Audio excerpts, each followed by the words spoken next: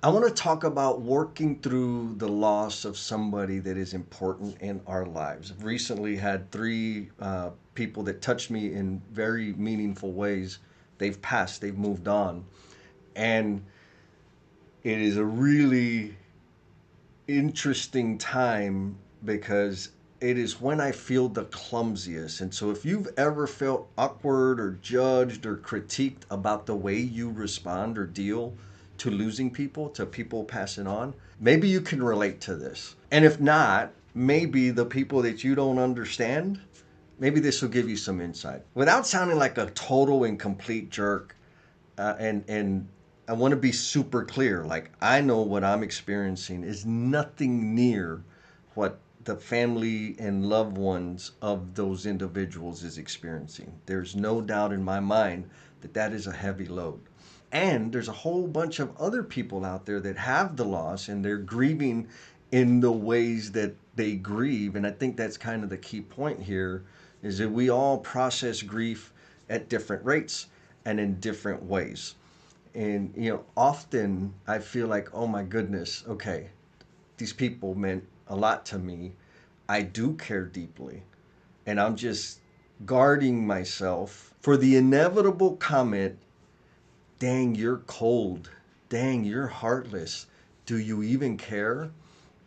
That usually comes because I'm not crying, I'm not distraught. That doesn't mean I don't care. I do care. I really care for those people. But the way I process that, the way it looks externally, is probably just not the norm. And that's not to cast any judgment on anybody, except to say that I think I process it a little differently. And my thinking through people passing on kind of comes from losing somebody that I cared about deeply when I was in seventh grade. Now, in that situation, I was a seventh grader. I had never lost a friend that was my age, and that was quite an experience. The pain for me came from her not being there anymore. And I understand all the intellectual, rational, logical thinking. They're in a better place. And you know what? Straight up, I don't care. I want them here with me. It's a little selfish, but that's what I feel. I don't want them to be gone. I don't really care where they're at.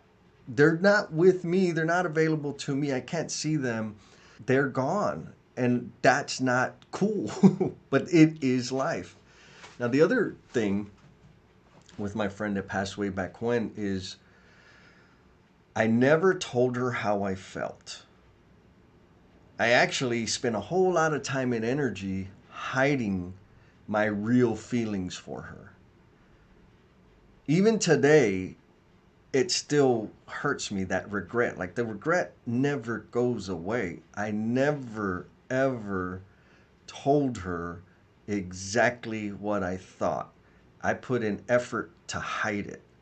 And I'll never get the chance to tell her again. Sure, some people will say, yes, you can, and she's up there. And yeah, I know because of fear, because of insecurity, because of cowardice, whatever, that I hid my feelings for her and I should have told her. And so that's kind of the foundation of how, or maybe that's how I started learning how to process grief. Now, back then, I took a really unhealthy way about it. But now, when people leave, like on the serious note, there's a few questions that I ask myself. The first question is, did I help them understand how they have contributed to my life? Did I let them know what I thought? Did I give them my honest, straight up observations? Maybe those uncomfortable things that other people won't tell them because it's not polite.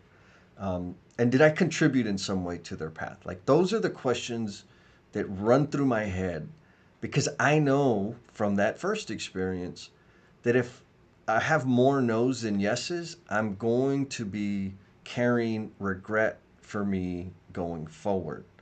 And I don't get yeses all the time, right? Because I'm in the season. I'm of the age where my friends' parents are going to be passing. My friends, I've lost several friends here recently, And it is a truth, it is a reality. Every single human being I know is going to die. And because we know that, we can choose to celebrate and engage in a manner that is regret proof. And so maybe that's what I'm suggesting to y'all. And I appreciate y'all kind of listening to me ramble here on this one because it's a personal, real situation. But how can I interact with people so that I live a regret proof life? Back to the questions that I asked myself, right? Did I let them know the influence they had on my life? Now, I'm going to tell you some of my personal friends, when I tell them how they've influenced me, it's always, they're like, oh, slow down, bro. Like you're doing too much. But I got to tell them. I have to tell them how they've influenced me, what they said, what they challenged me with, what value they brought into my life, and how it's going to impact me going forward. I do it with a high regularity. That's part of my regret proof lifestyle, if you will. And, I think they like it. Like it may be a little bit uncomfortable. After a while, they get used to it and they kind of know that I'm kind of going to show some feelings and let them know exactly how I feel and extremely specific about how they're contributing to my life. I think it's important to let people know what they've done that inspires you, that's helped you to grow, because they don't know. And you will be surprised how many times people have said like I didn't really do anything. Like, yeah, you did. Like, you gave me a reason to keep waking up, or you helped me take that extra step. You helped me transform my life, and that helped transform other people's lives. And we have that influence and impact on people. And so being explicit and taking any opportunity I can to let people know how they've influenced my life is one of those regret proofing behaviors. The other thing is it's very close. It's like in the same bucket, but it's not exactly the same thing. Is did I tell them how I feel about them? And sometimes, rather most of the times, that's a matter of like my observations, the things that I see that they're doing that maybe they're not representing themselves in the best way, or that they're slacking off, or if I have an opinion about somebody or a thought about somebody based on a disconnection between their words and their actions, and they're important to me, I'm compelled to tell them what that is.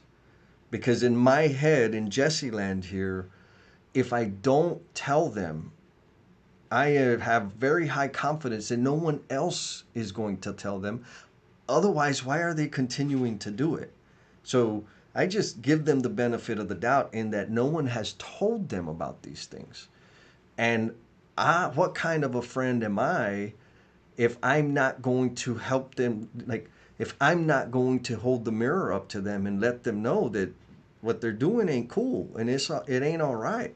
Or on the other hand, when I see them doing amazing monumental things that they're maybe not aware of or taking for granted, I got to let them know. So I have to let them know what I see. There's been times when I didn't do that and I seen it played out in really bad ways.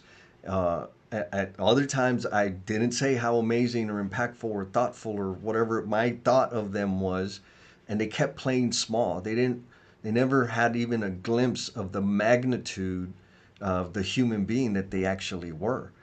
And I'm not okay with that. Like, I have to tell them. And so telling my people what I think about them is another one of those behaviors that help me regret proof my life. And then lastly, I asked, like, did I contribute into their path? What significant step, like, what did I actually do? Did I have that thought and did I take action on it? Did I share some insight? What did I do that helped them on their path to becoming the promise they are intended to be? There's tons of opportunities to do that.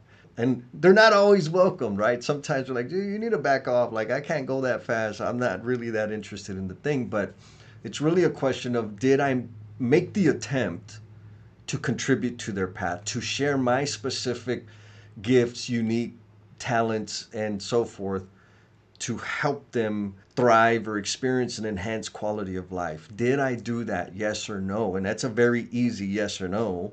And that one's probably the easier one to get yeses on because all I got to do is try. Right? There's not a lot of vulnerability. I can try and they can, like, sometimes they don't even know that I'm trying. But I need to know that I did that. And when I know that I've done that, then I have less regret in my life.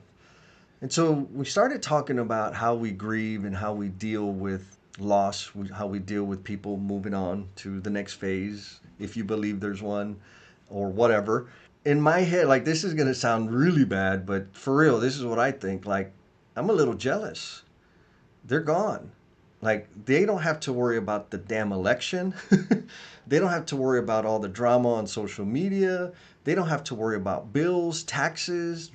Like, they don't have to suffer anymore. I mean, some of my friends that are still here and some that have passed, like, they're dealing with some really, really heavy stuff. And now that they're gone, they can rest. And I think that's a beautiful idea that they're not suffering anymore. And I'm a little bit mad at them because I'm stuck here suffering with the rest of us. So, I feel kind of celebrate a little bit, right? That they had an impact here. They're chilling while we're still here dealing with stuff. But I think it's helping me see, and thank you for listening, because if you can't tell, I'm kind of processing through my thoughts and my emotions about this. Grieving for people, I think for me looks different because I have these regret-proof behaviors in my life. I mean, I hope that's true, right? It is very possible that I'm suppressing feelings and intellectualizing my emotions, but I don't think that's true. I really think that we have so many opportunities to celebrate each other, like for real, right? I'm not talking about thumbs up and smiley faces on the damn socials. I'm talking about having a straight up eye contact conversation with somebody and letting them know how they've impacted your life and what you think about them and what you feel about them, and really just operating in a way that you don't leave things unsaid. The loving, meaningful things, the rough, harsh things. If we could just share that kind of reality with people, our experience together would be so rich. And we won't have anything to cry about when they're gone. Be cool, and we'll talk at you next time. Peace!